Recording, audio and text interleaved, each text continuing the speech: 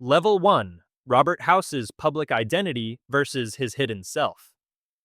The show establishes that Robert House operated through two distinct layers before the Great War: a public-facing persona and a concealed operational self. The version of House seen in public is younger in appearance and functions as a carefully managed image.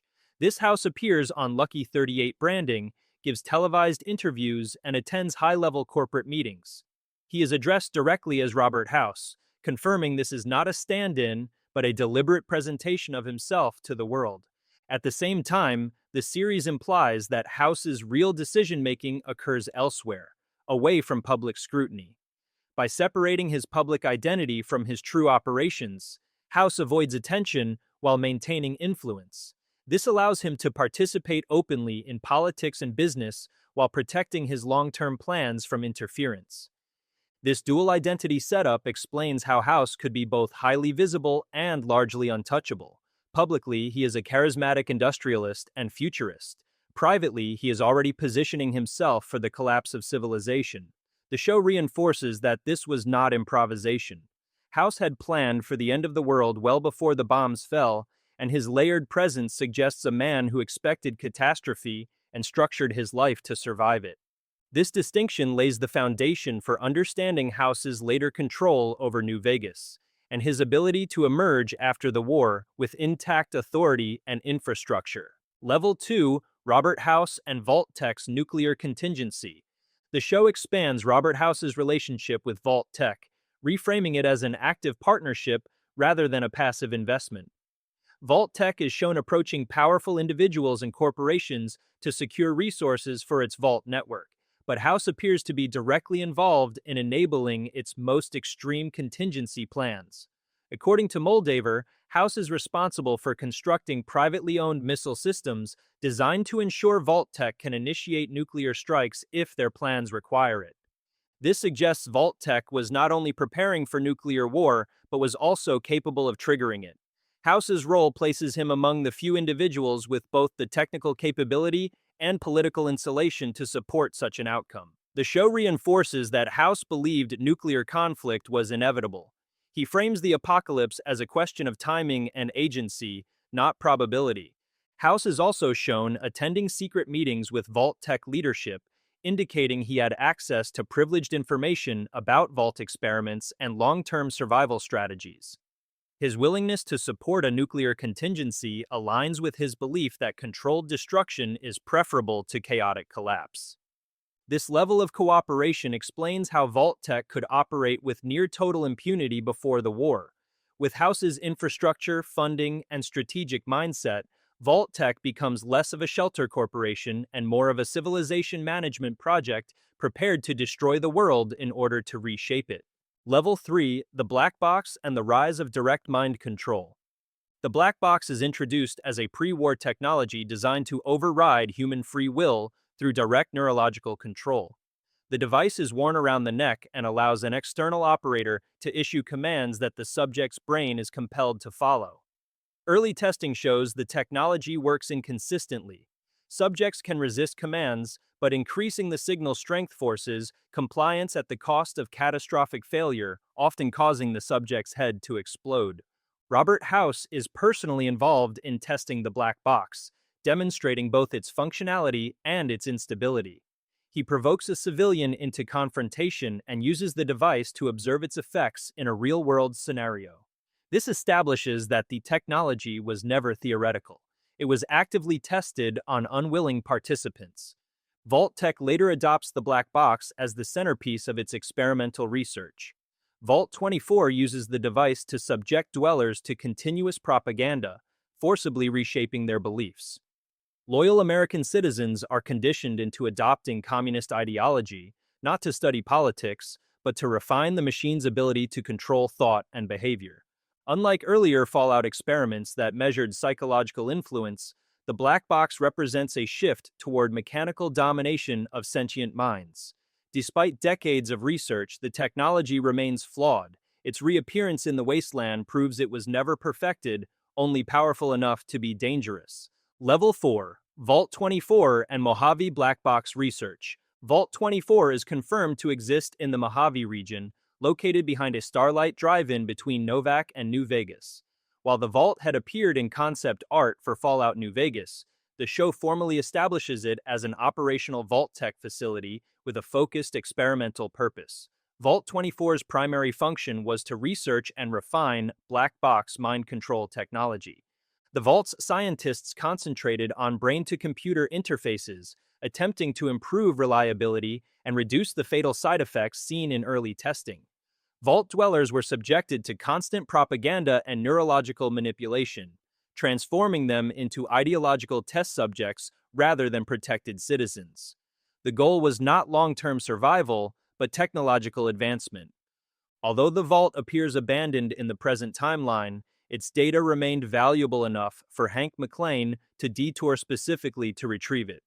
This implies Vault 24 achieved meaningful progress, even if it never resolved the device's lethal instability. Evidence of failure remains, as recovered black boxes still cause cranial explosions when pushed beyond tolerance. In addition to Vault 24, a massive fortified Vault-Tec research facility exists beneath the Mojave. This complex contains laboratories, test animals, experimental equipment, and cryogenically frozen VIPs who paid to survive the Great War.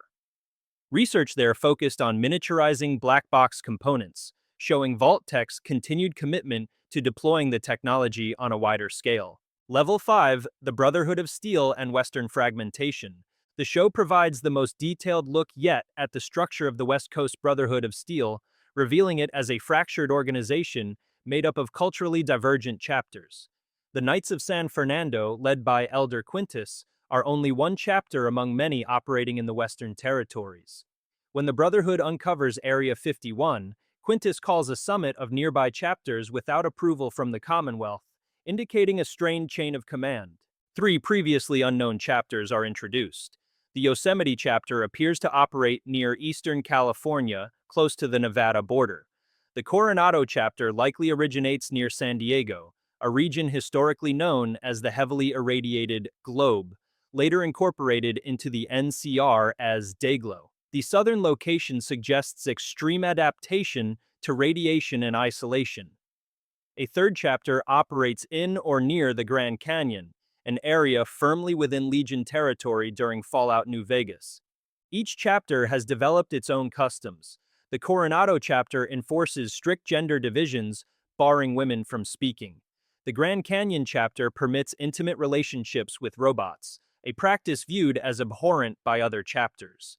The Knights of San Fernando are notably religious, ritualizing Brotherhood doctrine to a degree others find excessive. Despite these differences, all chapters possess airships similar in design to the Prydwen, suggesting shared pre-war schematics or Commonwealth support.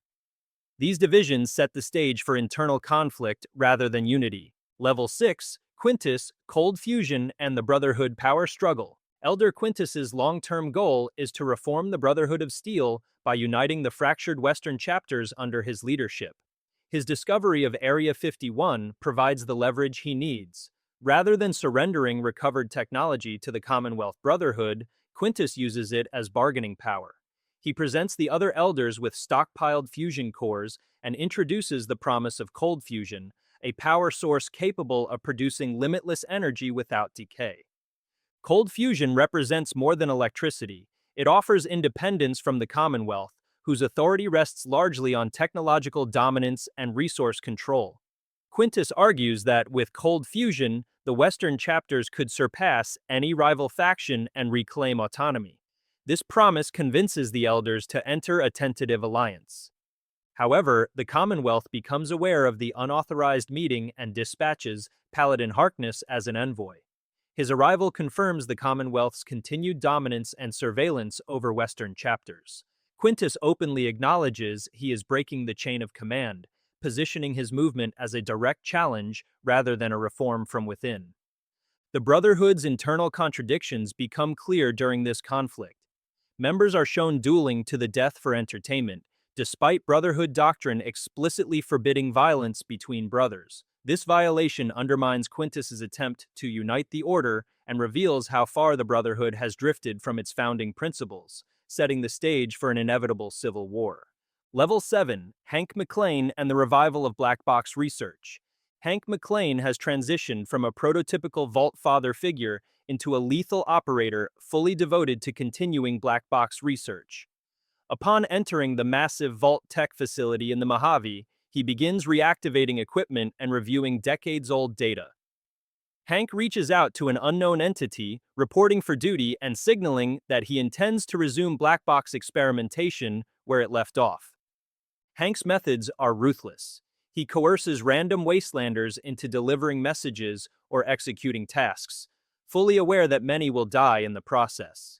His actions indicate a pragmatic but morally ambiguous approach. The ends justify the means. When standard experimental protocols fail, he unthaws a VIP from cryostasis to test a full-sized black box, showing that the technology remains central to Vault-Tec's strategic plans.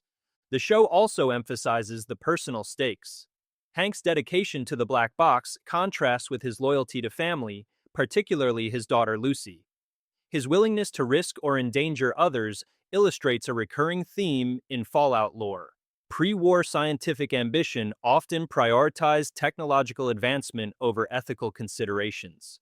Through Hank, the series demonstrates the continued danger posed by unfinished pre-war experiments and the enduring influence of Vault-Tec's research agenda on the post-apocalyptic world.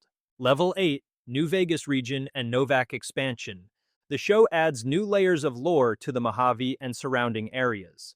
Novac, a small settlement between New Vegas and the outskirts, is now populated by remnants of the convicts, suggesting that some groups survived the chaotic post-Hoover Dam period. The ghoul explains that the convicts moved in after killing the prior inhabitants, implying Novac's population is largely unorganized but persistent. Environmental changes are also notable. The layout of local landmarks, such as Dinky the Dino and the Dino Delight Motel, has been altered, including the addition of a pool. These modifications appear minor but impact strategic positions, as Lucy uses the motel to gain a sniper advantage. Similarly, Shady Sands is depicted as a ruined city, densely built but post-apocalyptic, contrasting with its orderly depiction in Fallout 2, highlighting the show's reinterpretation of familiar locations. The Mojave now contains multiple Vault-Tec facilities, with one massive underground complex serving as a research hub. This facility houses laboratories, experimental equipment, and cryogenically frozen VIPs who paid to survive the Great War. The combination of abandoned vaults and fortified research sites emphasizes Vault-Tec's expansive pre-war influence, illustrating that technological infrastructure extends well beyond civilian shelters and into militarized experimentation zones. If you enjoyed this deep dive into Fallout lore, make sure to smash that like button and subscribe for more detailed breakdowns. Hit the bell so you never miss a lore update, and let me know in the comments what Fallout topic you want me to cover next.